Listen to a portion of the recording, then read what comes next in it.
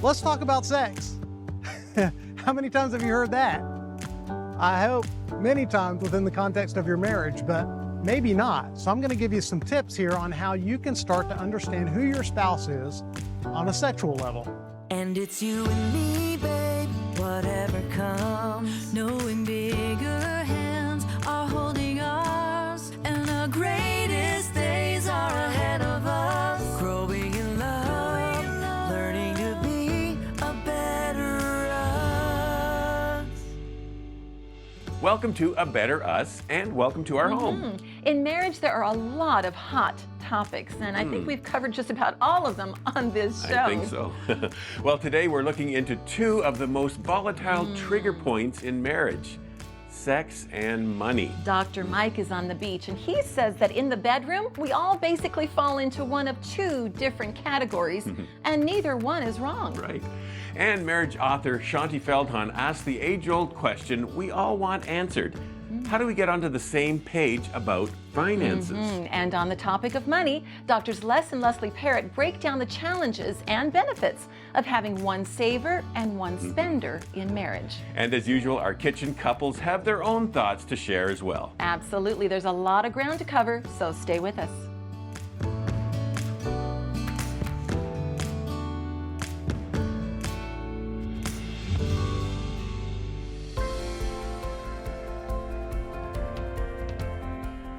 Let's talk about sex. How many times have you heard that? I hope many times within the context of your marriage, but maybe not. So I'm going to give you some tips here on how you can start to understand who your spouse is on a sexual level. You ready? Here's a question you can ask yourself. Which book would you rather read? The 7 Keys to a Great Marriage or Red Hot Monogamy? Which one? Which one are you going for? Because how you answer that question is huge. It's enormous because it's going to put you in a sexual category. You're either a deer that pants for water, or you're a teddy bear. You're just a teddy bear looking for a little cuddling, right? So are you a deer or a teddy bear? Let's talk about the qualities of both, okay? Let's talk about the deer first. I want you to complete this sentence for me. The way to a man's heart is through his fill in the blank. How many of you said stomach? Stomach. Really? Seriously, stomach? Which anatomy book are you reading? Because you flunked that whole class. I'm telling you, if you look at the research, it is a different story. The research consistently shows that 80–90% of men view sex as the most important aspect of their marriage. The most important aspect. When asked what one thing they would like to change in their marriage, these men wish their wives would be more, number one, interested in sex, and number two, more willing to initiate physical intimacy. Another study shows that the majority of men indicate mutual pleasure and female initiation of sex were among their primary needs. Like, they want this thing to be a mutual process that everybody enjoys. And the moral of the story is most guys are actually very serious about sex. They actually are. And you look at that research I just described, these guys didn't have responses like, I wish my wife would cuddle with me more, or I wish my wife would whisper sweet nothings in my ear, or I wish my wife would clean the house more, or I wish my wife would do anything. They want to have a satisfying, passionate sexual relationship. And guys, there's nothing wrong with that. We have to make the decision as a people, as couples, that we're not going to judge our spouse for some things that are important to them in the marriage. Now, I want to establish something. Number one, not all guys are like this. I get that. I do marriage counseling all the time. I understand there are many guys, 20% if you look at the research, that aren't totally consumed by sex. And that's cool. That's healthy. The research shows that while that 20% of men have other things that they might prioritize, it doesn't really mean that it's not important, that it's not on the table. And in fact, many men who minimize or avoid the impact of sex in their lives do that because of painful experiences from their past. Things like, sometimes it's, sexual abuse, which is way more typical than you might think. It's amazing.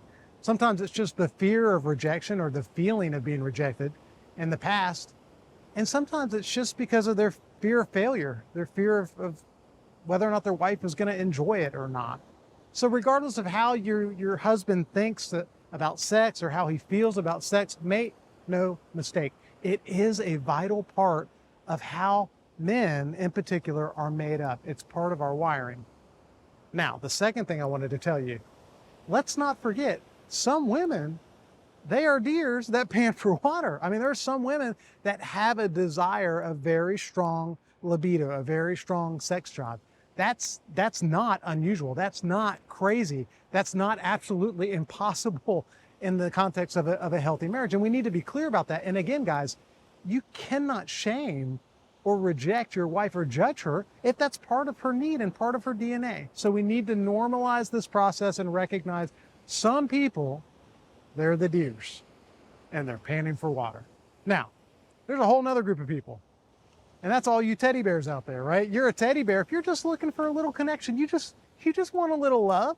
There's one little affection, a little hug now and then.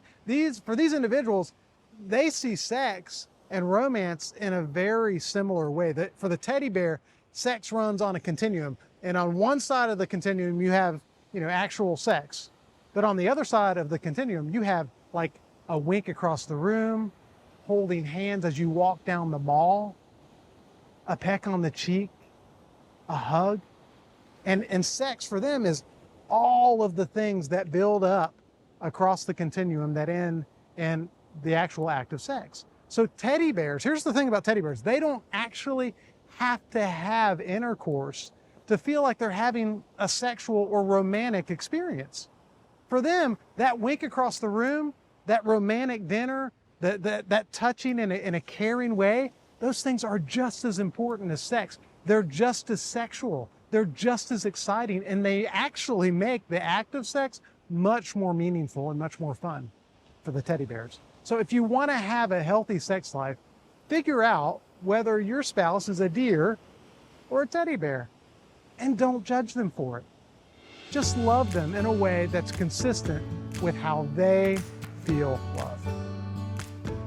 You know what, you guys, studies have shown that conflict in marriage over money, these fights are usually more intense and they last longer than any other topic. Hey friends, Ron and Ann here. We're so glad you're with us at A Better Us, and we pray your marriage is blessed as you take this in. Be sure and hit that subscribe button if you haven't already, and enjoy this video.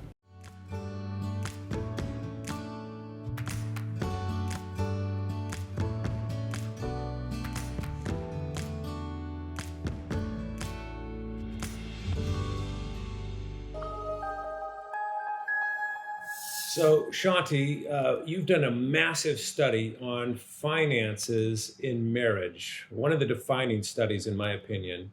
And I know that we hear this question, I'm sure you do too, and that is from that individual that's thinking, how do I get on the same page with my spouse financially? It just doesn't feel like we're in sync. What's your answer?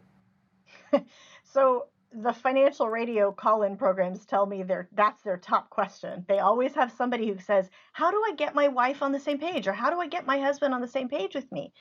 And here's our starting point, is that you have to realize what you're actually saying there. The translation is, how can I get them to agree that I'm right? That's kind of the translation of what you're saying. And what we actually have to do in order for both of us to be on the same page, we found, is to recognize that this other person who is different from me actually may care about something different when it comes to money that may seem crazy to me in some ways, but that in most cases, now not all, but in most cases, what they care about is totally legitimate. And if we're ever going to actually get on the same page, we have to understand what our spouse values. The biggest reason we found statistically for the clash around money in marriage is that we're just not valuing what our spouse values. That makes so much sense because we value different things, and we sometimes either project our value onto them or just don't even think about what they value most. Some of us value being heard. Some of us value fulfilling our dreams with our finances. We have different values when it comes to that. And so you're saying make sure you understand that, and that'll help you kind of pull that person into your space and vice versa so that you can find that common ground. Is that the solution? Yeah, let me give you a real quick example of this. And by the way, I should say there are obviously going to be some cases where what somebody values just is kind of sort of off the reservation, like somebody who has a gambling addiction. Those aren't the cases that we're talking about here. We're talking about the average kind of normal couple.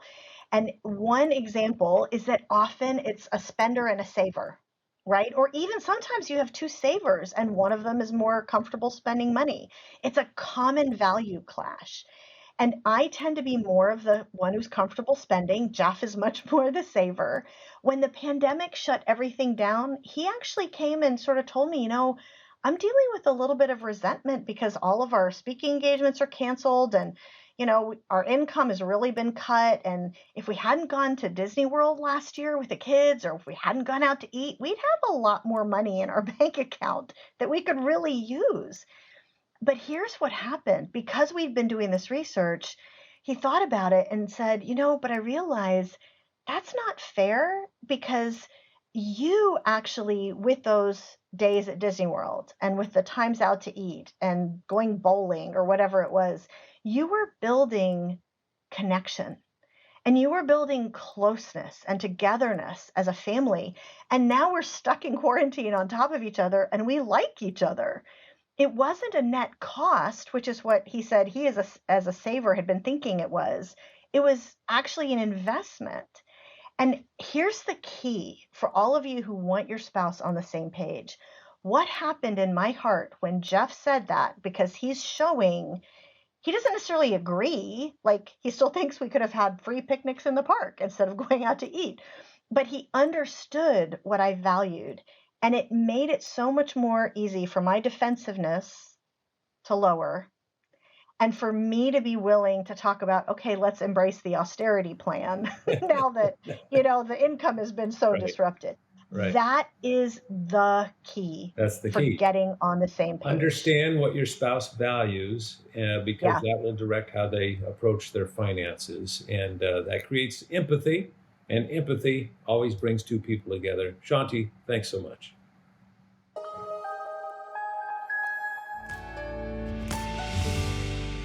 Well, we are in the kitchen once again with Mike and Diane, and Dan and Danielle, and money. Yeah. It's all about money today. That is a big topic, and usually a pretty big reason for some conflict in marriage. You know what, you guys, studies have shown that conflict in marriage over money, these fights are usually more intense and they last longer than any other topic that we I agree. I believe it. It's really, really serious. And it's something that you need to get on the same page about early on if you can, so that as you're building your marriage, your life together, you've got some good guidelines to take you through it. But even as old couples, we can learn a thing or two. Because a house divided, the Bible says, you can't stand, and this is something that really divides people. But it was interesting to hear Shaunti explain there that it's really a clash of values, isn't it? Because you value one thing differently than someone else does. I heard another marriage teacher that was on our show. Neil and Cheryl Josephson. They talked about these money motivators, and some people are motivated by enjoyment, some by security, and money is a security thing. Some by status, because you want that status of buying the nice things, and others just by the power of it, being in control of making all the decisions for the family, having that power instead of a shared thing. So somehow we need to put aside pride and selfishness and try to get on the same page and use, as they were saying, empathy, and get into the other person's mindset. What is it? Why do you want to buy that or do this? And so, we need to talk about this. What do you think, guys? I know when Mike and I were dating and about to get married, we had the discussion about finances because neither one of us grew up with a whole lot, right? So it's not a whole lot of money involved, right? But we had the conversation about what both of us wanted, what we expected, in life and in our marriage. And I remember Michael was asking me, so what kind of debt do you have, right? And I was just in school and thinking, oh boy, well, I've got some student loans. But he had enough wit to say, okay, so how much do we have in loans? Let's try to take care of all of this now so that later we don't have to deal with any of this. And that's what we did right at the beginning of our marriage. He made sure that the loans got taken care of, whatever credit card debt. We made sure. Whatever credit card debt we had, Yeah. we made sure that we got it paid off because we wanted a clean slate going in and to be on the same page in our marriage with our finances to give us that hand. You know what? I love that Mike said to you, we have these debts to pay off. It's not you are bringing this into the marriage, right. Diane, and That's so right. how are you going to handle it? I'll try to Right. help you if I can. Right. No, it's we have this that we need to take care of. the team. I love Yeah. that. Yeah. And from the very beginning, we shared bank accounts, right? So it's not your money, my money. That's right. It's our money, right? And this is how we spend it, or we consciously make the decisions on how we spend it. And when you talk about that whole list of things, what happens if they like all of those things? Then you're in trouble. You're in trouble now. I don't know. I got nothing.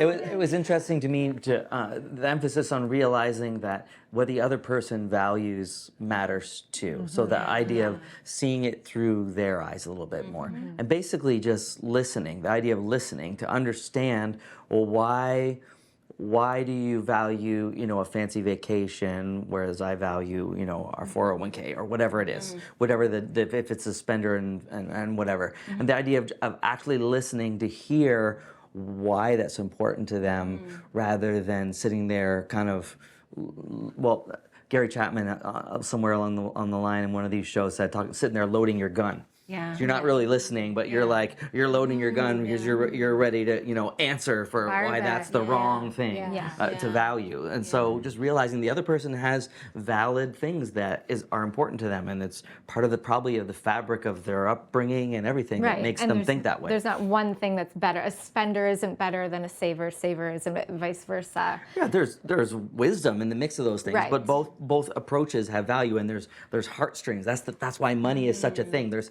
such heartstrings with our money. Where our treasure is, there our heart is too. So. Yeah, I actually heard Rachel Cruz, who is Dave Ramsey's daughter, say that money is just a magnifying glass. So if you are kind and generous, then money will make you more kind and generous. But if you are kind of a jerk, money will make you a bigger jerk, more of a jerk. Yeah. That's And true. so, and the people that are affected by that the most are the family, are the spouse and the kids. And so, we also need to, as we said, make money and marriage a partnership. Because I can't think of any month when looking back in our life, in our 20 years, that we were really winning with money when we weren't communicating about it, when we weren't budgeting, when we weren't both involved and saying what we valued and when we weren't just being proactive. Money is a team game in marriage. Like, Exactly. You ain't gonna be able to save if the other person Yeah, is. it is more, crazy. I think we've found it's more of a unifying thing than anything else, because as Dan referenced, Matthew talks about where your treasure is, your heart will be.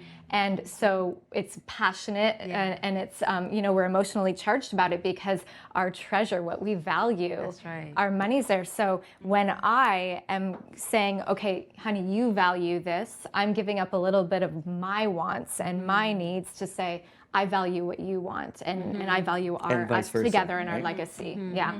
Because where your treasure is, there your heart is. It's cyclical. It's not a chicken or egg, which one comes first. It's both.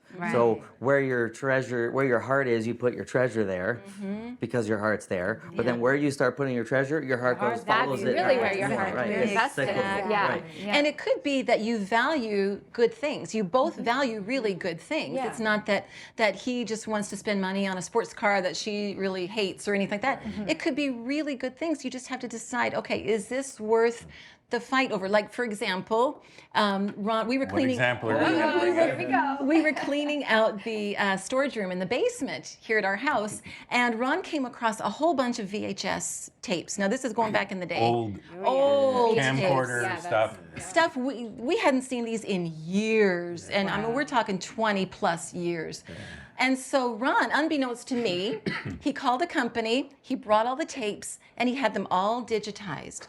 Without talking to me. Now, yeah, wow, wonderful. But then we get the price tag. Now, I'm not going to tell you how much it was, but just that you could probably make a car payment and a half on it, kind of thing. Like it was, you know, it wasn't cheap. So, but for Ron, that was an important investment. In memories and family. In our Yeah, and family. I thought, okay, that much longer, those tapes going to rot on the reels, you know, those old things. And so I thought, and there's still, so I thought, you know, this is something we got to preserve. And so it was, yeah, you know, and thinking about it afterward, we should have talked it through and say, and I told her this how much it is, but then I just kind of, I just bulldozed it through, and I wanted to do this, and then But you know what? We've both been enjoying the tapes now we have, for the last couple of weeks, and we've been sharing them with family members who are in the tapes, and his dad's in a lot of the tapes. And so, I mean, it's just, they're beautiful treasures that we didn't even realize we had. Right. But so we both value the same thing. It's just, you're going to put the money towards it or not. So. And then, I got to tell something about you then. Oh boy. Whenever we walk through a department store,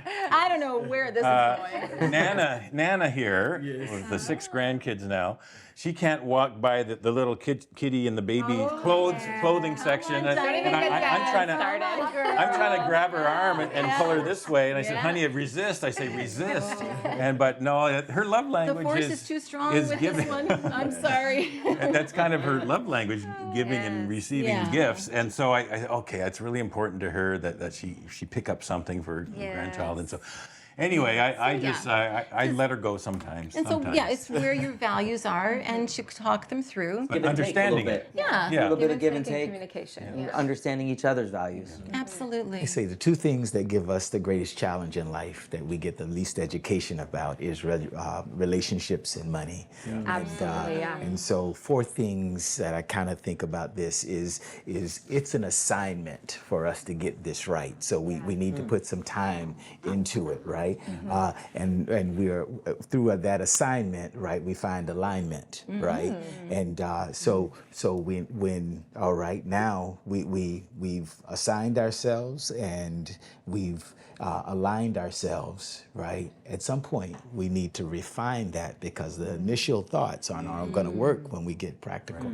And then over time, we change. And so it goes from, assigned to aligned to refined to a whole new design. Oh, okay. I wondered where the next one was going to go. That's good design. Yes. There's wisdom, and then there's rhyming wisdom. Another level. Yes, it's another level completely. I mean, Okay. that's what we got Mike for. Okay, okay. I'm going to have to write those down But during a break. We'll give you credit for it. Okay. A little graphic that comes up, mic drop, mic drop. There we go. Mic drop. We're gonna do that. We're gonna do that. Okay. Good stuff, guys. Okay. So you stay with us because Yeah. there's more Better Us coming. Won't cost you anything. That was good.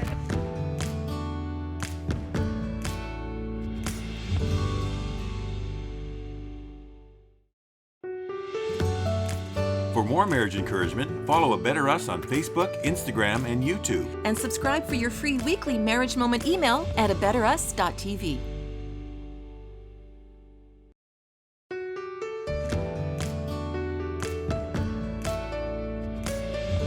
You know, the number one source of conflict in every marriage across the board is finance. More fur flies over finances than any other single topic in marriage. Yeah, because money represents freedom and choices and dreams. And control. Yes, power. Yeah, That's and right. so it's inevitable that we're going to come to this whole enterprise of how we manage our finances differently. Sometimes one of us is a spender, one of us is a saver. Right. You're neither. You're what I've called a money monk. Let's Leslie, money doesn't exist in Leslie's world, right?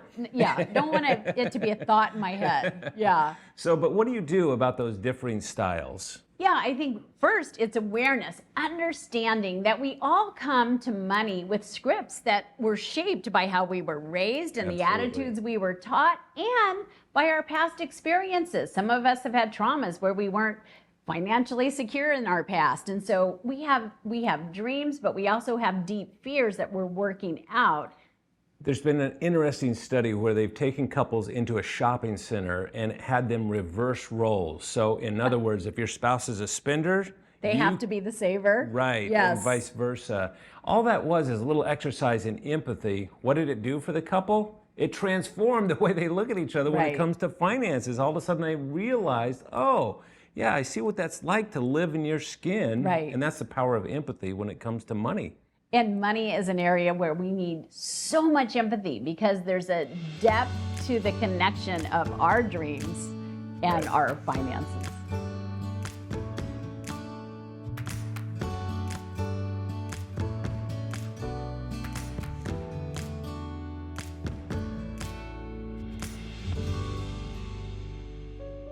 Well, this has been a very full program, hasn't it? For sure. As we said off the top, I think we've covered just about every topic you can imagine on this show. Yeah. And today we focused on two of the most volatile trigger points in marriage, sex and money. Right.